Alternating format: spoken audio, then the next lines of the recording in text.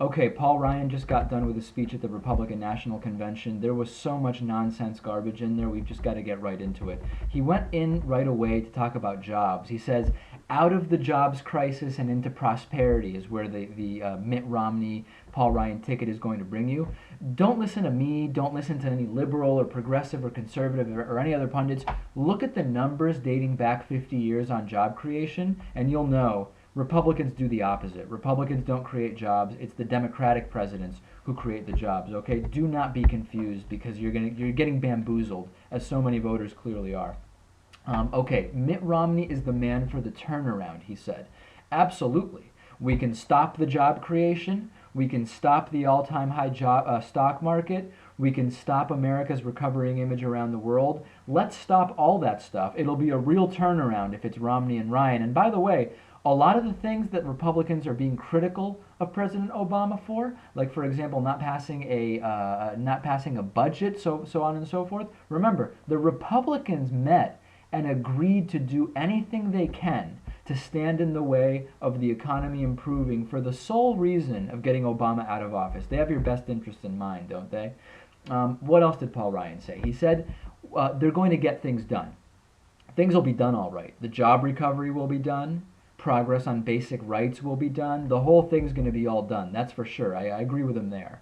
Paul Ryan blamed Obama for a plant closure that took place before President Obama even took office. He also blamed President Obama for Medicare cuts, supposed cuts that are in Paul Ryan's own budget, and he also blamed Obama for rejecting a debt reduction plan that Paul Ryan himself voted against. Ladies and gentlemen, you've got to open your eyes to what's going on here. Did you notice, by the way, President Obama, countless times mentioned by Paul Ryan, he barely mentioned Mitt Romney. At the end, he kind of made a case about Mitt Romney. Mitt Romney goes to church and he's a nice guy and we like different music.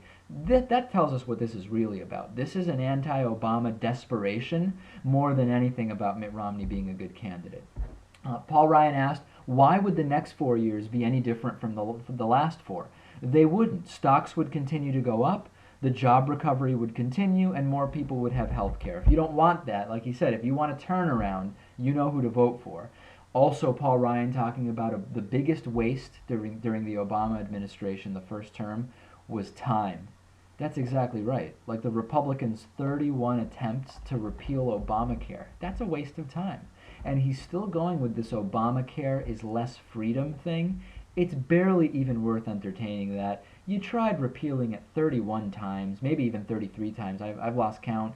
You went to the Supreme Court. They upheld it. More people will have health care. Move on. You're really starting to sound like a sore loser, my friend. It's really getting bad.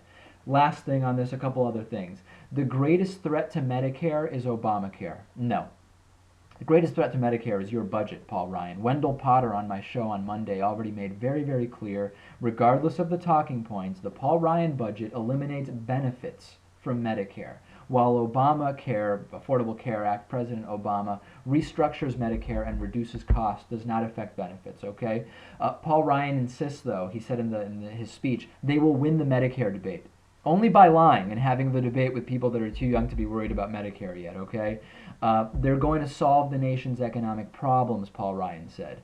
Yeah, I mean, just look at Mitt's track record. He buys companies, bankrupts them, invests in companies that profit from outsourcing jobs from the U.S. to China, takes the profits and puts them in Swiss bank accounts and on the Cayman Islands bank accounts for personal enrichment to support their economies, not the U.S. Perfect, guys. That works. College students need a paradigm shift, according to Paul Ryan. Maybe they should just start borrowing millions of dollars from their parents and starting businesses. Remember, Mitt Romney said if he's president, every graduating college student will have a job. Right away. They'll just all have jobs. A challenger should stand on his own merits, said Paul Ryan, talking about Mitt Romney. Like outsourcing jobs to China? Like flip-flopping countless times on every single issue? Like hiding money in Europe for tax avoidance? Are those the merits that Mitt Romney stands on? It's unbelievable. And then he slipped in a lie about Massachusetts, saying Mitt Romney didn't raise taxes in Massachusetts. No, he just raised just about every single fee on just about everything and just called it something other than a tax increase. Very, very disingenuous, okay? Last thing on this. He says that the right that makes the difference is the right to choose our own leaders. Fairly. Voting. He's talking about voting. Except Republicans want to make it really hard to even vote, particularly in heavily minority and Democratic parts of the county. We're talking about election fraud. We're talking about voter suppression through so-called voter ID. The bottom line is this. People don't vote for vice president, but if there's ever been a time to vote against a vice presidential candidate, it's Paul Ryan, ladies and gentlemen.